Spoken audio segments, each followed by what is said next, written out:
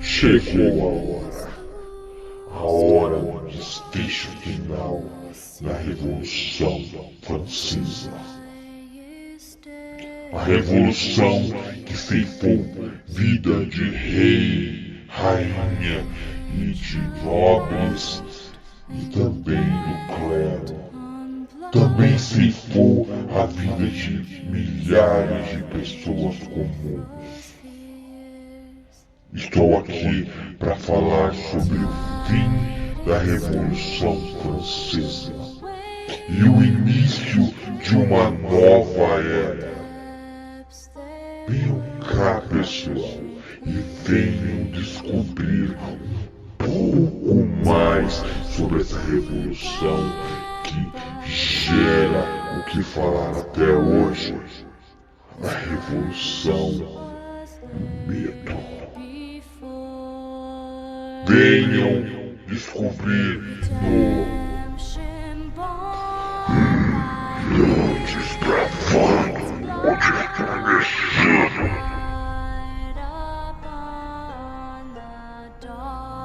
Em abril de 1792, a França proclama guerra contra a Áustria, imaginando que a Áustria seria contra a Revolução.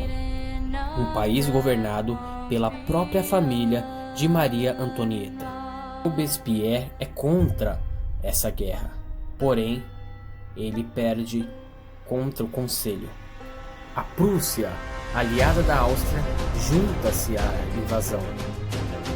Uma carta redigida: se algo ocorresse com o rei e a rainha, eles invadiriam Paris e destruiria-a. O povo indignado e com ódio do rei dirigem-se ao Palácio das Tulherias, confrontam os soldados do rei num ataque selvagem. No final do dia, mais de 800 de cada lado estão mortos. Luís tenta se esconder, mas não há lugar. E é o fim de uma monarquia. Por sua vez, nasce a República da França. Os soldados remanescentes de Luís são decapitados pela guilhotina. Robespierre diz que para a França ser uma república teria que matar seu próprio rei. Um novo movimento surgiu, os sans-culottes. Eram os que dominavam Paris naquele momento. Eles rejeitavam utilizar as mesmas roupas que os aristocratas. Não usavam calções ou culottes. Eles se denominavam os verdadeiros franceses. Várias pessoas que faziam parte da realeza foram presas e estavam esperando a hora também de ir para a guilhotina. Dentre eles haviam padres, jornalistas e mulheres e homens comuns. A guerra contra a Prússia e a Áustria continua, e a França continua perdendo terreno. Enquanto a guerra prosseguia na fronteira, o governo revolucionário castigava as pessoas que estavam presas, que poderiam entregar Paris para os invasores. Mais de 1000 pessoas foram presas. Georges Danton atiçava jovens a entrar na guerra da fronteira. Por esse fato, muitas pessoas, devido à retórica de Danton, entraram na guerra e foram mobilizadas a entrar. A Prússia estava invadindo a França, então os sans-culottes entraram nas prisões e mataram várias pessoas, vários presos. Foi uma tremenda carnificina. Mulheres eram estupradas, padres eram estripados, aristocratas cortados em pedaços. Há uma estimativa que mais de 1.600 pessoas foram mortas em questões de dias. Para Robespierre, isso foi um traje, e, para ele, precisavam de uma liderança, um cabeça que conseguisse administrar a revolução. Robespierre agora era o líder da revolução, e a França julgaria seu próprio rei. Depois de uma disputa entre os jacobinos e os girondinos, foi decidido: o rei morreria na guilhotina. O rei juntou-se à sua família naquela noite e prometeu que voltaria na manhã seguinte para se despedir. Não voltou. Não suportaria a angústia de sua família e não queria enfraquecer-se no caminho para a guilhotina. Pela manhã, uma carroça levou Luís para o cadafalso. E ele, historicamente, caminhou-se para a lâmina. Tentou dizer algumas palavras.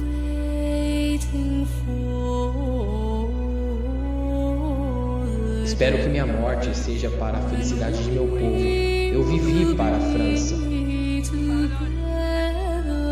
Mas os guardas abafaram sua voz com os tambores.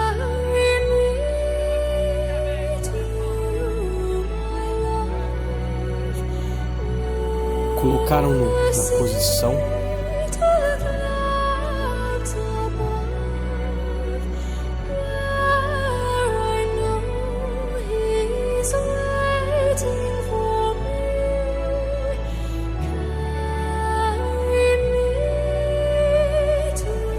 e, por sua vez, a lâmina caiu.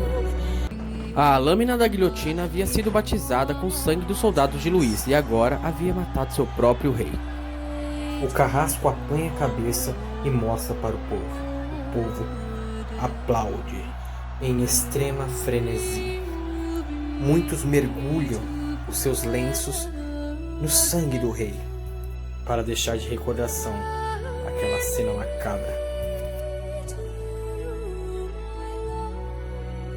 Os girondinos queriam diminuir a violência e queriam diminuir as mortes. Mas seu maior inimigo, Jean-Paul Marat, era contra e escrevia muitas coisas falando mal dos girondinos. Marat, que havia pedido a execução de 200 pessoas, agora queria 200.000 cabeças. Jean-Paul Marat colocava no seu jornal nomes de pessoas que imaginavam que estavam contra a revolução. Um dos guilhotinados foi Antoine Lavoisier. Jean-Paul Marat tinha muito ódio dele, porque, quando era mais jovem, foi participar de um ensaio científico, acreditando que seria reconhecido como um cientista. Porém, quem estava na comissão era Antoine Lavoisier, que foi um dos nomeados à Academia Francesa. Acabou que a comissão chegou à conclusão que os experimentos não aprovavam o que o autor imaginava que eles provavam, e decidiu que eles não os considerariam adequados para a aprovação ou consentimento da academia. Marat perdeu toda a esperança de ser aceito como um membro da academia. E um dos maiores cientistas da história foi morto. Porém, isso acabaria. Charlotte Corday, uma encantadora moça do interior da França, sabia que o causador de tudo isso era Marat. No dia 13 de julho de 1973, Charlotte Corday chegou em Paris. Sabia que o amigo do povo tinha uma rotina de portas abertas em sua casa. Por meio de cartas, Corday deixou como pretexto que tinha uma lista de traidores, algumas pessoas que poderiam atrapalhar na revolução. Marat prometeu a Corday que os traidores iriam para a guilhotina no dia seguinte. Então, pediu para que ela desse a lista a ele. Ela entregou a lista a ele e puxou um estilete, atingindo-o no peito. O amigo do povo, aquele que queria cabeças, estava morto. Corday não tentou escapar e durante seu julgamento não mostrou arrependimento. Charlotte Corday foi rapidamente executada e seu sonho de paz morreu com ela. Ela matou Marat, mas criou Marat, a lenda. Ele tornou-se um mártir.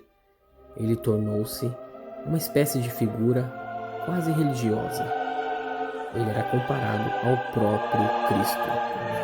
A sua morte foi representada por um pintor revolucionário mais importante, Jacques Louis David. Maria Antonieta ainda estava presa.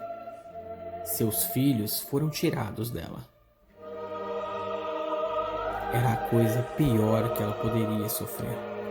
Ela estava em Concierge, a antecâmara da morte, aguardando seu julgamento. Maria sabia que seu filho estaria sujeito a terríveis violências para fazer esquecer que um dia foi da realeza. Maria estava certa, porque depois de alguns anos, seu filho acabou falecendo por negligência e maus tratos terríveis. A ex-rainha estava com apenas 38 anos de idade, mas a revolução envelhecera. Ela não tinha mais vida, não tinha mais luxo, estava acabada. Em 15 de outubro, Maria é julgada. É acusada de alta traição e de acabar com as riquezas nacionais. As poucas provas eram suplantadas por meio de rumores. Uma acusação final foi acoplada à lista. Ela foi acusada de incesto com seu filho. Disso, Maria levantou-se para se defender e disse: apelo à consciência e sentimentos de todas as mães presentes para declarar se não existe uma só entre vós que não estremeça ouvindo tais horrores. Ali, várias pessoas mudaram sua fisionomia. Muitas mulheres perceberam que estavam indo longe demais com suas acusações. A sentença de Maria foi declarada e ela teria que ter o mesmo destino de seu marido. De sua cela, Maria escreve uma carta para seus filhos e para sua família, prometendo ser corajosa. Maria agora estava com cabelos grisalhos, devido a os vários maus tratos que sofrera, e foram cortados, preparando-a para a lâmina. Suas mãos foram fortemente amarradas. Quando saiu, esperava por uma carruagem. Porém, quando chegou, viu uma carroça com uma criminosa comum. Ela foi colocada em uma carroça aberta e as pessoas gritavam e falavam coisas horrorosas para ela. Mas Maria mantinha a dignidade de uma rainha.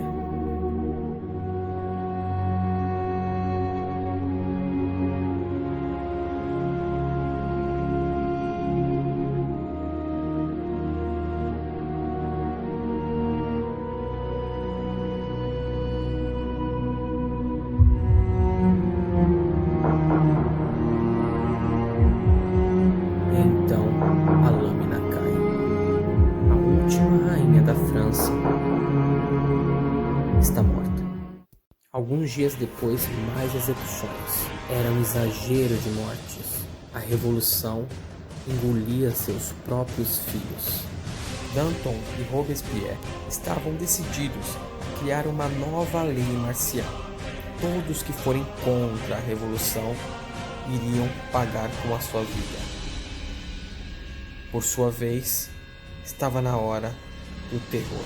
Assim inicia uma nova fase da revolução, denominado o terror. Existiam espiões por todo o país. Quem ousasse falar alguma coisa sobre a revolução que fosse contrária seria morto. Rapidamente seria levado à guilhotina. Qualquer pessoa que tratasse a outra como Monsieur ou Madame seria levado para a guilhotina. Teriam que seguir as novas normas de tratamento. Qualquer coisa que falassem, que achassem que fosse contrária à revolução, seria morto. Então, dezenas de milhares de pessoas foram mortas. O ar estava carregado de paranoia. Vizinhos denunciam vizinhos. Foi feito um grupo de segurança pública, na qual governavam a França uma ditadura coletiva. A igreja sendo atacada, Robespierre agora estava sendo influenciado por um dos revolucionários mais ferrenhos e radicais, Jacques-René Hebert, que propõe uma descristianização. acreditavam que a maior inimiga da revolução no momento era a Igreja Católica. Ícones de religião foram substituídos e agora passaram a adoração para o novo São Maha. Altares eram arrancados das igrejas, os vidros estilhaçados. A riqueza da igreja simplesmente desaparecia. O calendário cristão foi retirado. Agora eles contavam os dias de acordo com a queda da monarquia. Em Lyon, centenas de rebeldes são amarrados e são assassinados em massa. Em alguns lugares existiam pessoas que eram contra a revolução. Padres e pessoas eram amarradas em barcos e eram afogados. Mais de 100.000 pessoas foram mortas apenas em Vendée. Em Paris, a guilhotina desce cada vez mais, matando e ceifando várias pessoas. O exército francês consegue vitória nas fronteiras, com a ajuda de um general brilhante, Napoleão Bonaparte. Ela consegue fazer com que os britânicos se retirem em Toulon. Robespierre está no seu auge, está no seu mais alto poder. Através do terror, consegue adquirir glória. Em 5 de fevereiro de 1794, Robespierre fez um discurso revelando qual era seu objetivo. Terror sem virtude é desastroso, mas virtude sem terror é inútil. Ele acreditava que o terror era a virtude. Para Danton, a revolução estava seguindo de uma forma errada.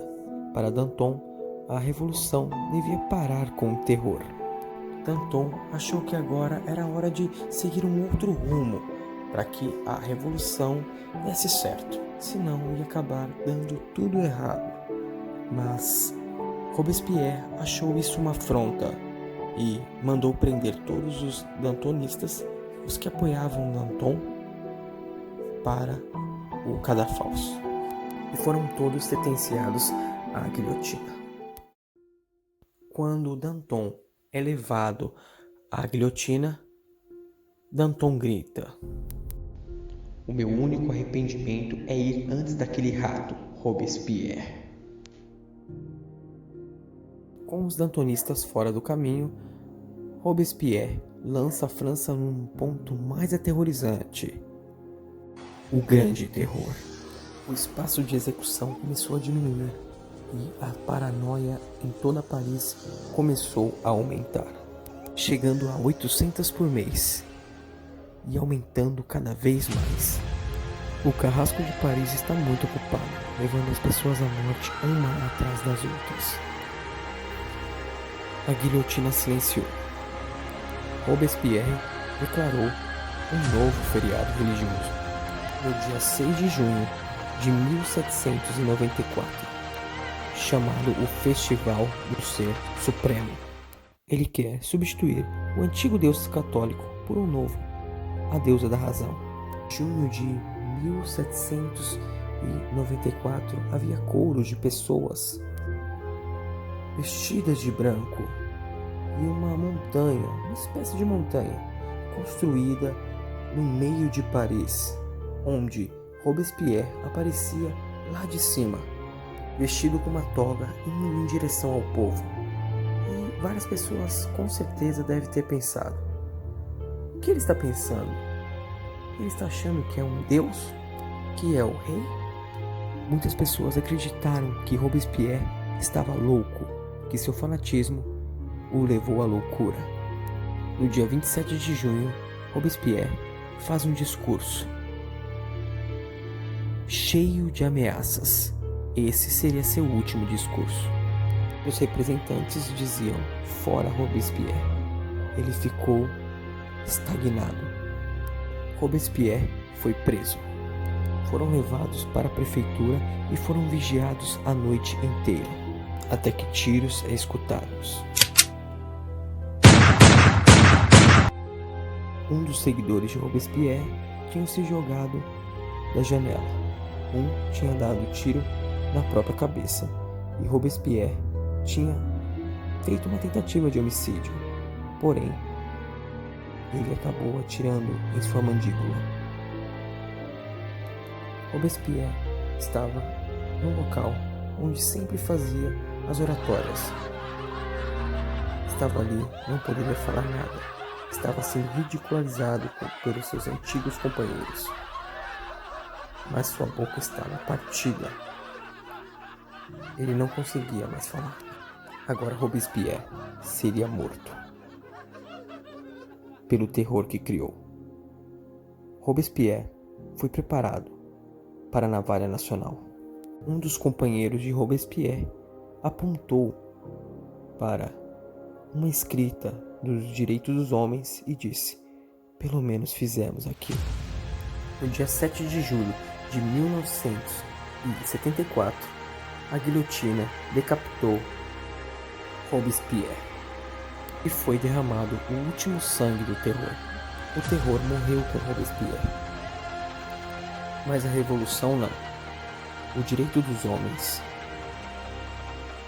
a democracia, a república, o resultado da revolução sobreviveria aos próprios revolucionários. Depois de 5 anos, o poder volta às mãos de um único homem, Napoleão Bonaparte. A revolução mudou a parte fútil da Europa e mudou para sempre o percurso da civilização ocidental.